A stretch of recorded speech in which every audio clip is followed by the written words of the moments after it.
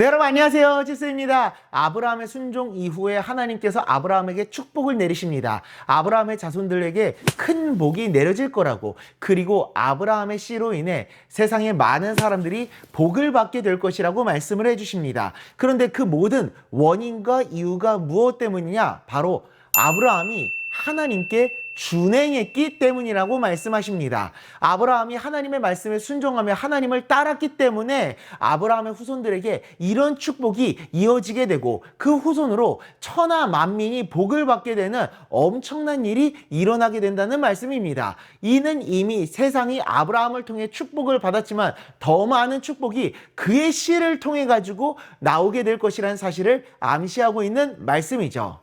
아브라함이 세상을 향한 하나님의 축복의 통로가 되는데 그 조건은 바로 준행, 순종이었던 겁니다. 준행했다라는 말은 명령을 그대로 쫓아서 행한다는 말로, 말 그대로 하나님의 뜻에 순종한다는 것을 의미합니다. 준행한다, 순종한다는 말은 하나님을 인정하고 또한 하나님께 붙어 있다라는 것을 의미합니다. 하나님을 나의 주님으로 인정하고 그분께서 하신 말씀들을 신뢰하며 순종하겠다는 것을 의미하는 거죠. 반면 불순종, 죄를 짓는다는 것은 하나님을 인정하지 않고 하나님 반대편에 선다는 것을 의미합니다. 그래서 그분이 하시는 말씀이 무엇이든지 신뢰하지도 않고 순종하지도 않는 것이죠. 아브라함은 하나님을 자신의 주인으로 인정하고서 하나님께서 하시는 말씀들을 신뢰하며 순종했습니다. 하나님께서는 그랬던 아브라함을 통해 뜻을 이루시겠다, 세상 사람들이 복을 받게 될 것이라고 말씀하셨던 겁니다.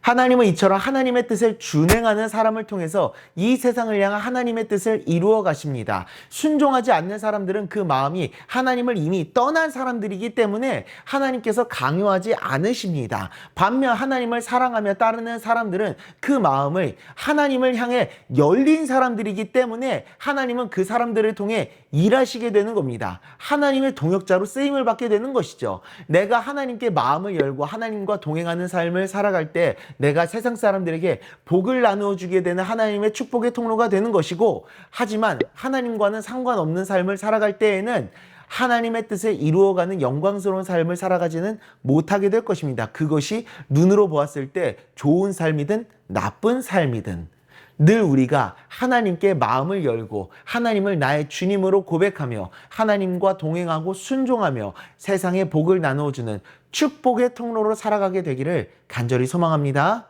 기도하겠습니다. 하나님 아버지, 하나님의 말씀을 준행했던 아브라함을 통해서 그 하나님의 뜻을 이루어 가셨던 것처럼 아버지 하나님, 하나님을 바라보는 우리들을 통하여서 이 세상을 향한 하나님의 뜻을 이루어가고 우리들은 그 영광스러운 삶에 동참하는 영광을 누리게 되는 줄 믿습니다. 하나님 아버지, 세상 사람들처럼 하나님을 외면하는 것이 아니라 하나님을 온전히 인정하고 순종하고 바라보며 늘 하나님과 동행하며 하나님의 뜻을 이루어가는 삶을 살아가 세상 사람들이 보았을 때는 초라해 보일지도 모르겠지만 실제로는 하나님의 뜻을 이루어가는 영광스러운 삶을 살아가는 우리 모두가 될 수 있도록 주님 은혜 내려 주시옵소서. 예수님의 이름으로 기도드리옵나이다. 아멘.